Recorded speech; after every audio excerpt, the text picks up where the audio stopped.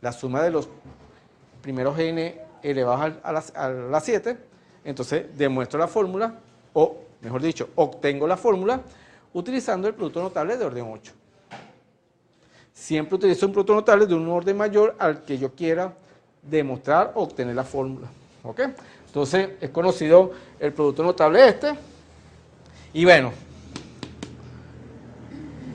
seguir los pasos de la suma anterior.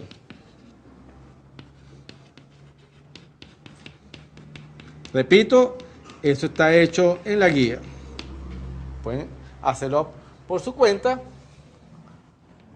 y verificar los datos.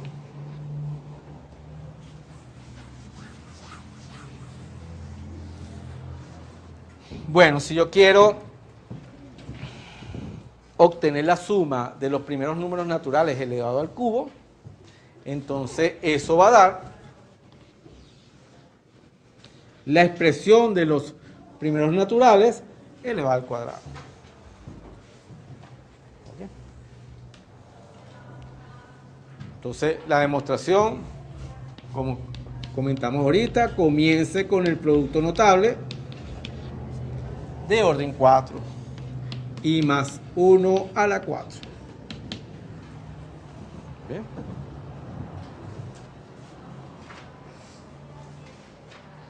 Desarrollen ese producto notable y ahí aparece. Recuerden, si no se acuerdan la fórmula, siempre lo pueden hacer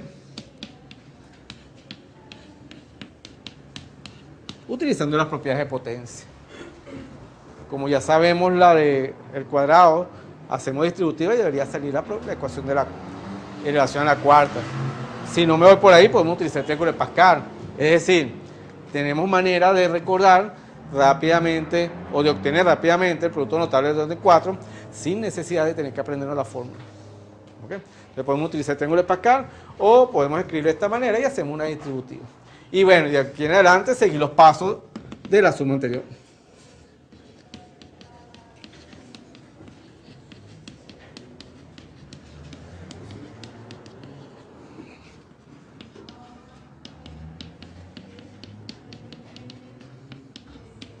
Bien.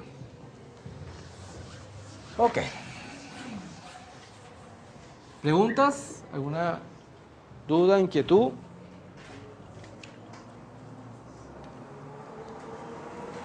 Chévere. Dígame. ¿Ese tipo de sumas también aplica a los reales también? No, nada más naturales. ¿Ok? Ya sumar con números reales es mucho más complicado. Bien. Solamente los números naturales. Ok, bueno, estamos preparados para definir o conocer el problema que le dio pie a la integral definida. Bien.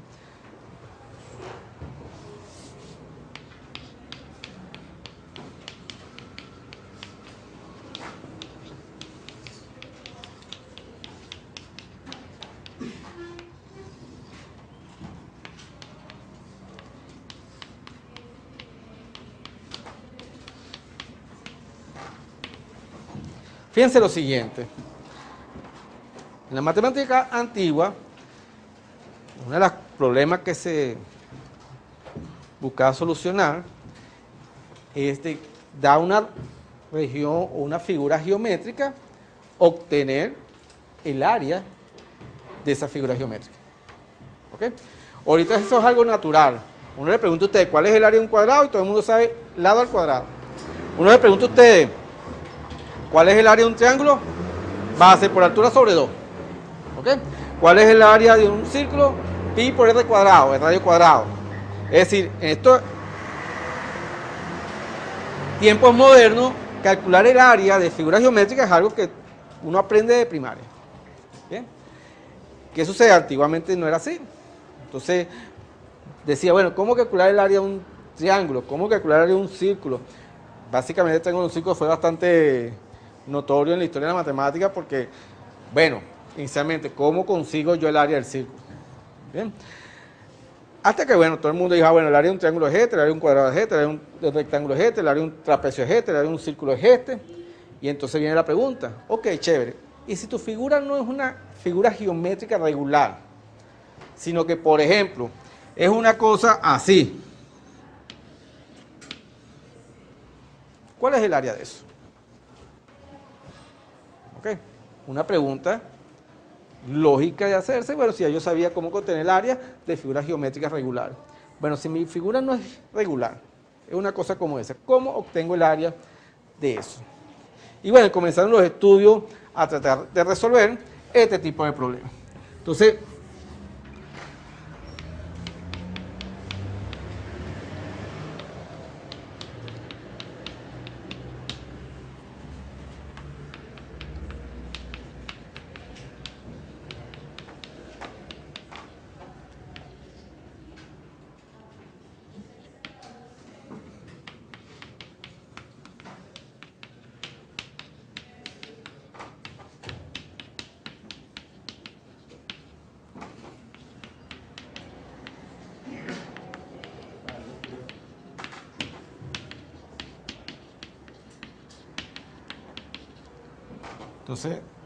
las áreas son conocidas. Repito, si yo conozco el área, si yo tengo un cuadrado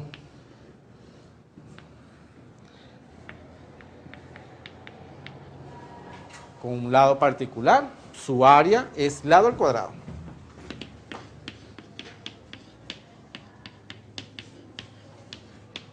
Si yo tengo, por ejemplo, un triángulo,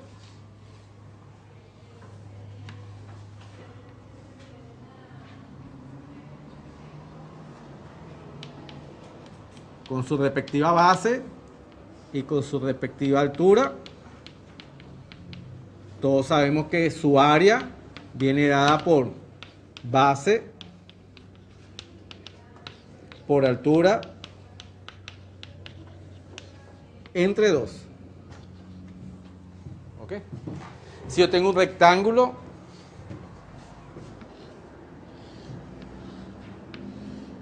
con su correspondiente base, con su correspondiente altura, sabemos que el área viene dada por la multiplicación de la base con la altura. ¿Okay? Si yo tengo un círculo de radio dado, entonces su área viene dada por pi por el radio al cuadrado. Bien. Entonces la pregunta es, ok, ¿y si mi figura no es una figura geométrica regular? ¿Cómo Carrizo le consigo el área a esa figura no regular? Esa fue la pregunta inicial.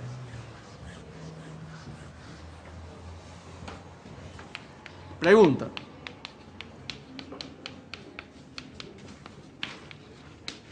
Si la figura geométrica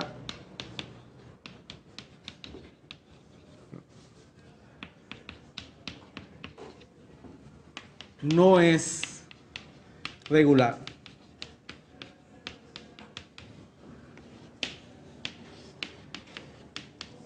¿cuánto vale su área? ¿Okay? Entonces, bueno, hoy vamos a dar la respuesta a eso. Bien. Y vamos a comenzar con cosas muy básicas. Por ejemplo,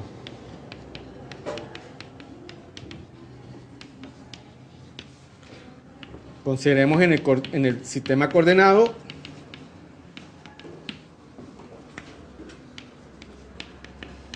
en el plano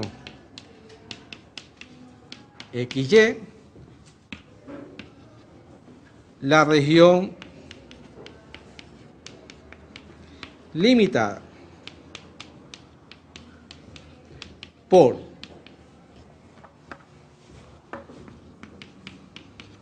una función f, y ahorita le voy a exigir a esa función f que sea continua y que sea positiva. ¿Ok? Limitada por una función y igual a f de x, continua y positiva.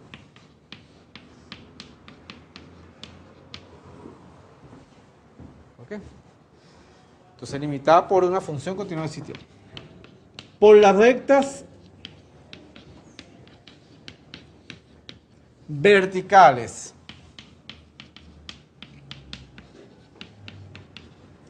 x igual a a y x igual a b, y por el eje x.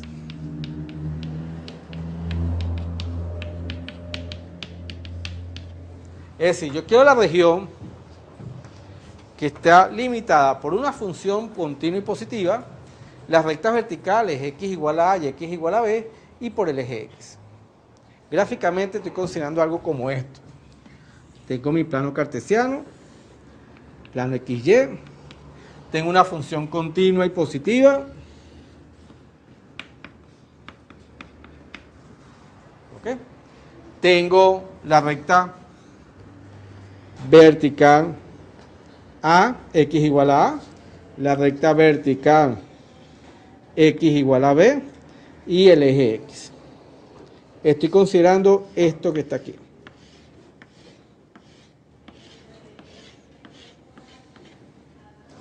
Esa es la región que estoy considerando. Quiero hallarle el área a esa región. Fíjense que eso no es un triángulo, eso no es un cuadrado, eso no es un rectángulo, eso no es un círculo, eso no es un trapecio, es una figura irregular. Si entendemos hacer una como esta, entendemos hacer cualquier cosa. O podríamos hacer cualquier cosa. Bien.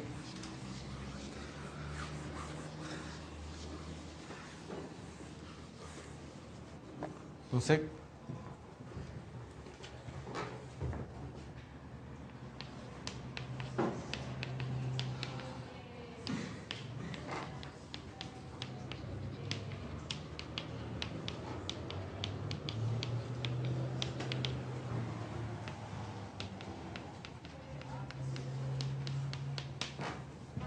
okay. Entonces, ¿qué se hizo en ese momento? Lo primero que se hizo fue responderse preguntas más sencillas. Bueno, suponte que ahorita yo no sé calcular el área de esa región. Pero, por ejemplo, ¿habrá alguna manera de yo conocer, por ejemplo, un área aproximada? O sea, de repente no sé el área exacta, pero sí quiero conocer un área aproximada. ¿Será posible que se conozca, por la técnica que se tenía en ese momento, un área aproximada? ¿Ok? Entonces, el primer contacto que se buscó fue lo que se hizo con el círculo. Inicialmente, ¿cómo se hallaba el área de un círculo? Bueno, lo que se hacía es que ese círculo se rellenaba con figuras geométricas a las cuales se le conociera su área. ¿Ok? Entonces, por ejemplo, agarraban el círculo y lo primero que metían era un cuadrado. Esta área, un rectángulo, esta área yo lo conocía. ¿Qué pasaba? Que faltaban todavía estos pedacitos que estaban por aquí. Entonces dice, bueno, aquí ahora voy a meter un cuadrado más pequeño, o un rectángulo más pequeño, y conocía esta área. Entonces se la sumaba a la que ya yo conocía, y así iba rellenando mi círculo hasta que yo obtenía un área aproximada.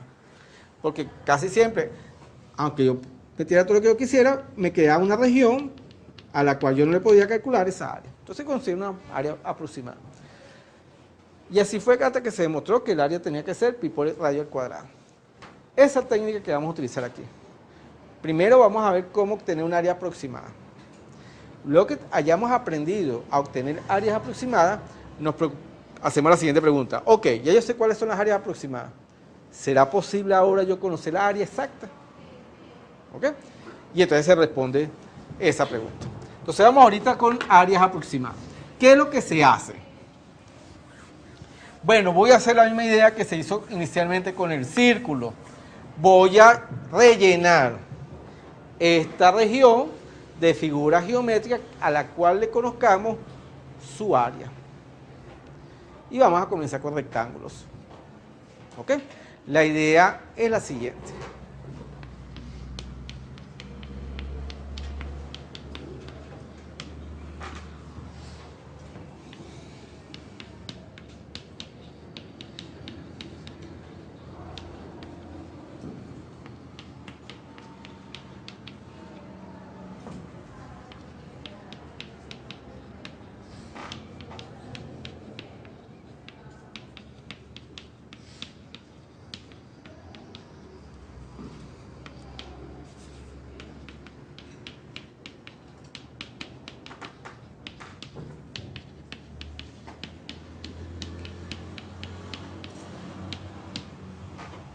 Fíjense, aunque eso no se ve aquí en el curso, hay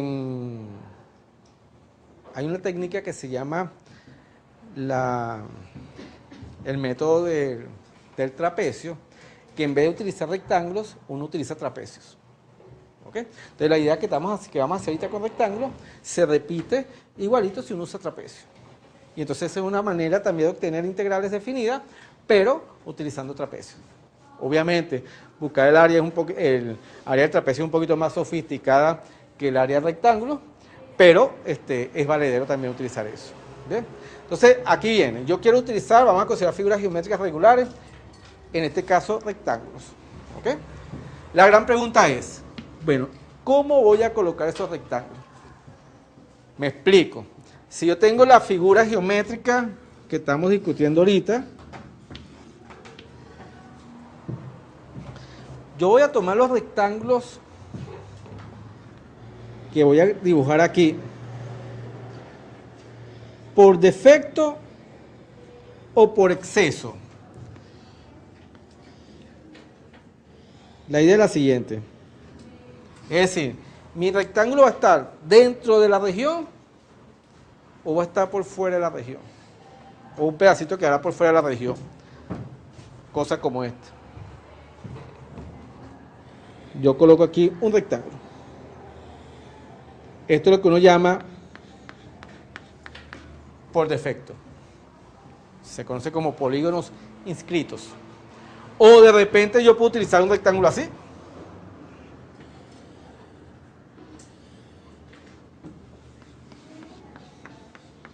Y eso es lo que uno llama un rectángulo por exceso. ¿Ok? O polígonos circunscritos. Fíjense que, ¿por qué se llama por defecto? Bueno, porque hay una región, una pequeña región de rectángulo o de la figura que no se está midiendo. ¿Y aquí por qué por exceso? Bueno, porque hay una parte del rectángulo que se está midiendo que no corresponde a la región que estamos considerando. Entonces, esa es la pregunta. ¿Qué voy a utilizar? ¿Polígonos inscritos o polígonos circunscritos? Entonces, esto es lo que uno llama polígonos inscritos. Y esto es lo que uno llama polígonos circunscritos.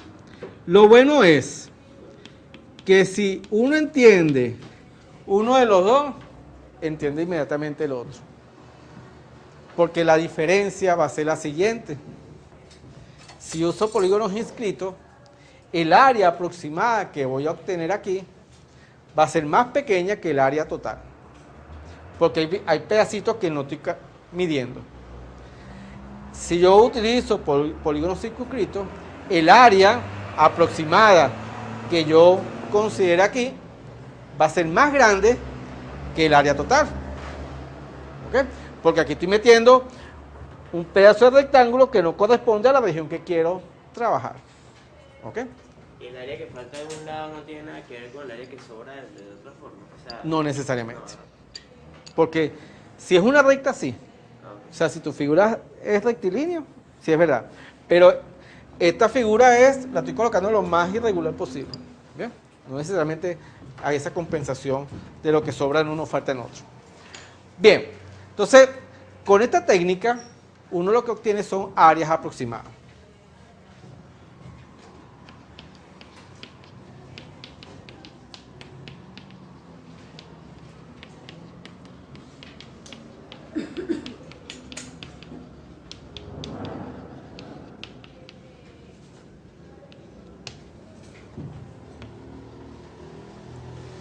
Ok. Les pregunto, ¿con cuál de lado quieren trabajar? ¿Inscrito o circunscrito? Repito, si entiende uno, entiende lo demás. Vamos a trabajar con inscrito.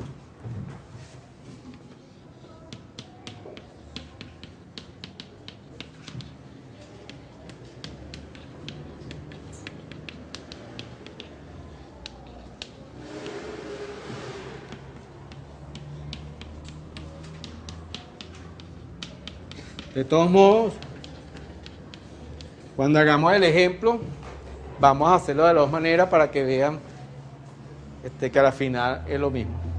Bien, vamos a considerar polígonos inscritos. Área aproximada por defecto. Área aproximada por defecto.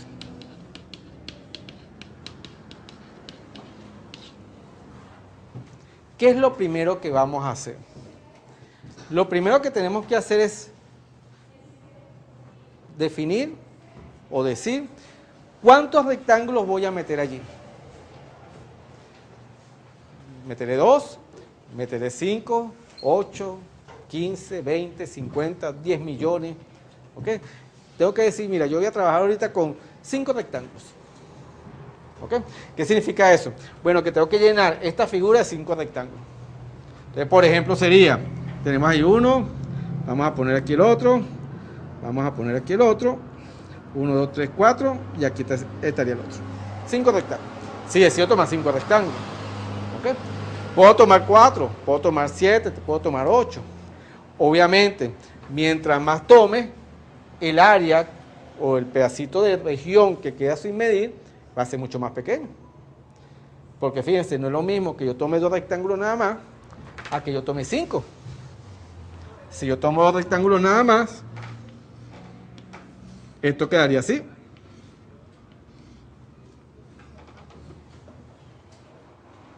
Fíjense que aquí está sobrando todo esto y está sobrando todo esto. En cambio, si yo tomo 5, está sobrando este pedacito, este pedacito, este pedacito, este pedacito y este pedacito. Entonces, esa es una decisión que tenemos que tomar. ¿Ven? Si no, no lo dice en el problema. Ok. Luego que tomamos esa decisión, quiero trabajar, por ejemplo, con n rectángulos. Y ustedes pongan el n que ustedes quieran. La pregunta que nos vamos a hacer, ok, esos rectángulos que voy a considerar, ¿va a hacer que sus bases vivan siempre igual? ¿O me voy a permitir que las bases, dependiendo del rectángulo que yo vaya tomando, cambien? Me explico.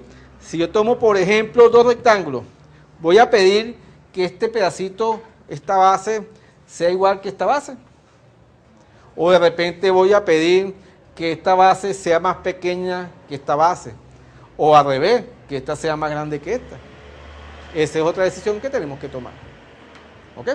Y eso es lo que se llama particionar el intervalo donde estoy trabajando. Es decir, particionar el intervalo AB. Entonces, lo primero que ustedes deben hacer cada vez que quieran calcular áreas aproximadas es particionar el intervalo. Decir, yo voy a trabajar con 8 rectángulos y voy a pedir, por ejemplo, que todos los rectángulos tengan su base midan iguales. O voy a trabajar con 8 rectángulos y voy a pedir que las bases de cada uno de los rectángulos sean diferentes entre sí. ¿Ok? Si yo tomo bases de rectángulos iguales, es lo que uno llama una partición regular.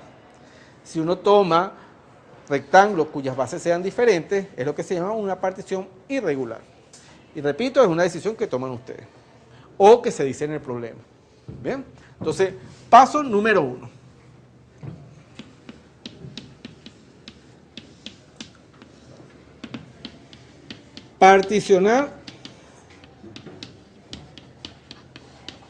Particionamos el intervalo AB.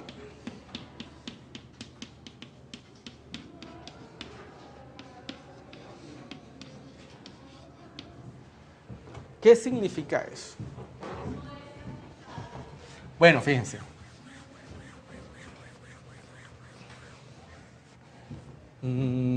Se me quedó.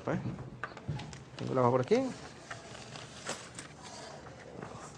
Se me quedó la hoja. Ok. Bueno, vamos a hacerlo aquí rapidito. La cuestión es la siguiente, fíjense.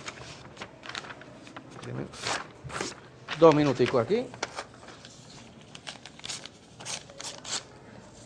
Imagínense que esta hoja o esta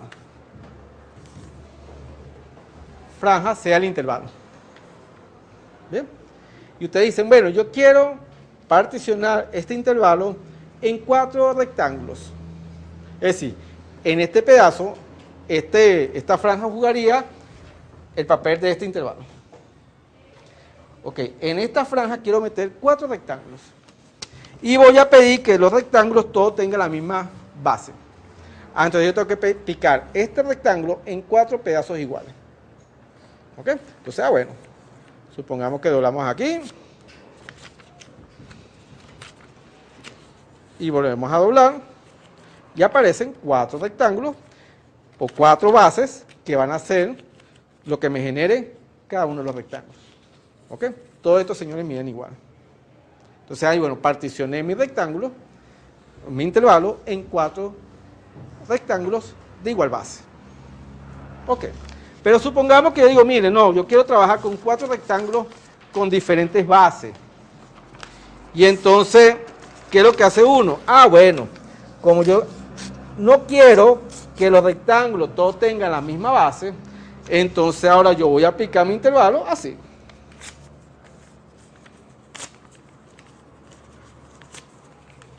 Estas son las bases de mis 4 rectángulos. Todos miden diferente. Entonces acabo de hacer una partición de 4 rectángulos, una partición irregular. ¿Ok? Entonces, ¿cómo matemáticamente escribimos eso?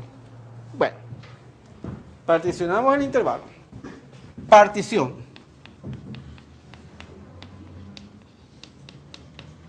Hay 2 tipos, regular e irregular. Bien. Si el intervalo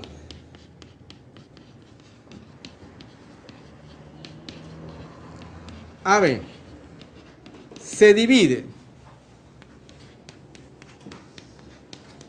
en n subintervalos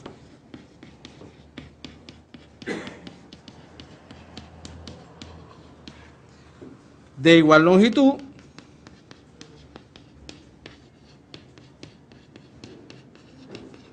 entonces decimos que el intervalo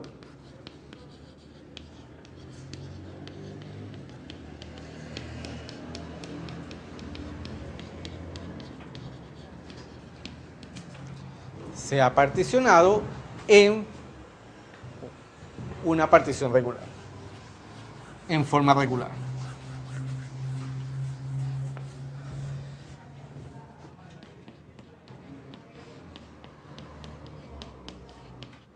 En forma regular.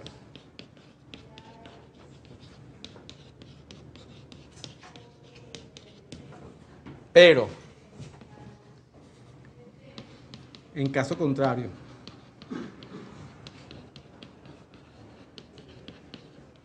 si un subintervalo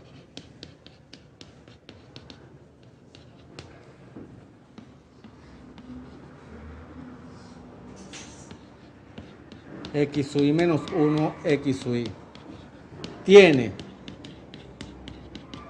longitud diferente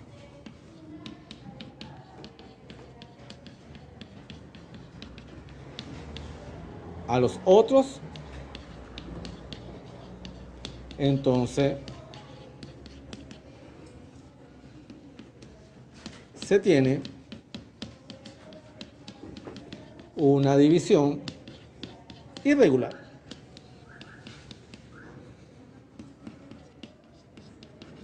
Del intervalo.